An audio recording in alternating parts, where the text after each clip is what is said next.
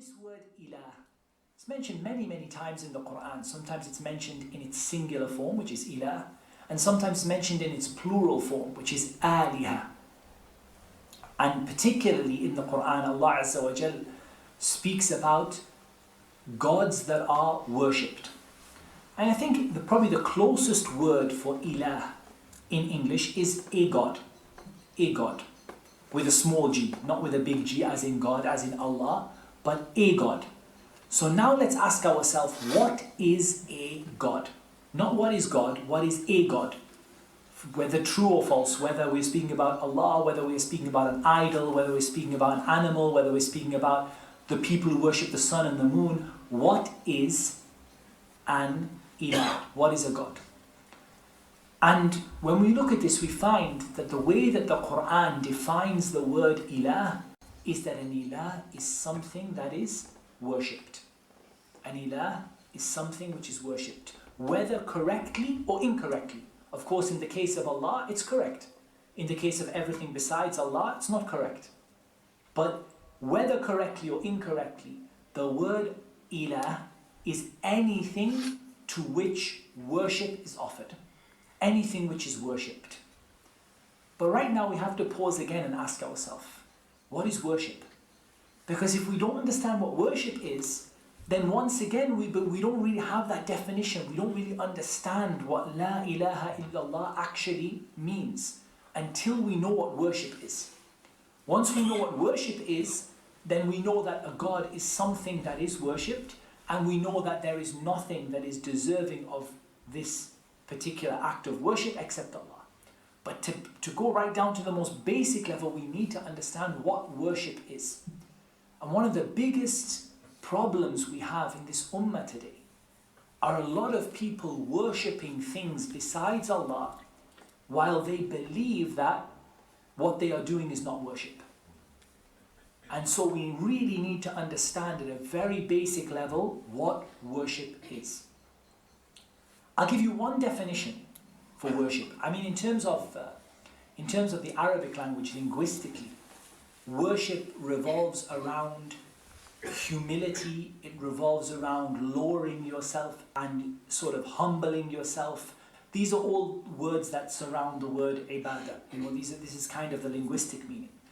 What do we mean by a comprehensive term? It means that it's a word that covers lots of things. It doesn't just cover one thing.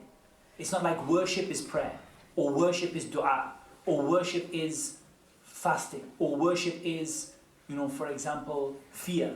Worship is something which is very comprehensive. It's a comprehensive term for everything that Allah loves and is pleased with, whether statement or action, internal or external. So if we take an example of worship as an example, something which is external, something we do with the limbs. So we take the example of, for example, let's say the Hajj, the pilgrimage to Makkah. So this Hajj is an act of worship. We all recognize that this is something which is an act of worship. If we look at prostrating, sajda, when you go and you put your forehead on the ground, you make the position of the prostration, this is an act of worship. If you look at, for example, dua, raising up your hands, and this is an act of worship. If you look at things that you do with your tongue, then remembering Allah is an act of worship. Dhikr, saying or asking Allah, begging of Allah, supplicating to Allah, saying a good word, saying a word of charity, smiling at your brother. All of these are examples of things that Allah loves and is pleased with, and they are external actions. We talked about the limbs and the tongue. But where a lot of people also maybe aren't aware is that all included in worship are actions of the heart, like loving Allah, like fearing Allah. And I want you to be really clear on this point, because again, it's an area where a lot of people get confused when we talk about love and fear. And they say, well, how can we talk about love and fear being an act of worship? And the answer to that is that there are different kinds of love and different kinds of fear. And I always give an example, right? I have a bit of a phobia around wasps. Okay, I don't like them. So this is a natural fear. Okay, it's not a fear of worship.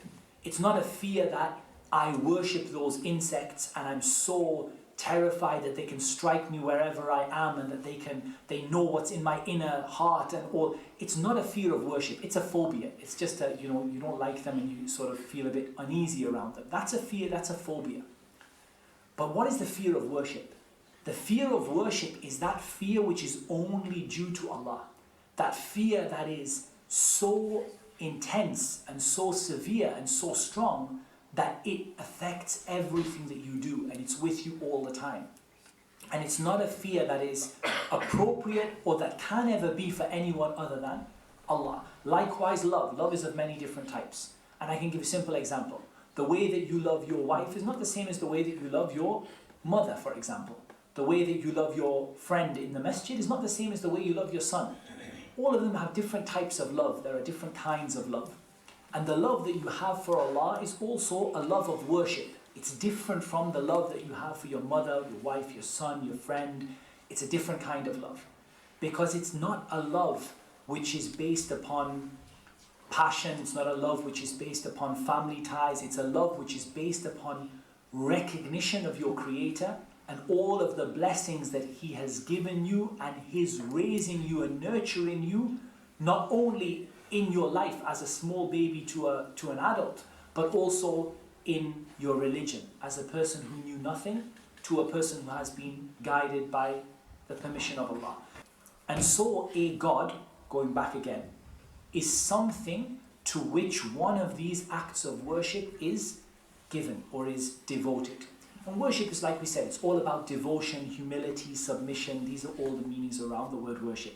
So if there is anything, whether it is willing or unwilling, which people pray to, or supplicate to, or call upon, or love, or fear, with the love and fear that is only for Allah, or they seek it out, like they make a pilgrimage to it, or they prostrate to it, or any other act of worship, then that thing has become an object of worship. It has become a God. Not God, it's become a God. It's become something which is worshipped. Then those who disbelieve make others as equals with Allah. And that is the problem, when you direct an act of worship to other than Allah.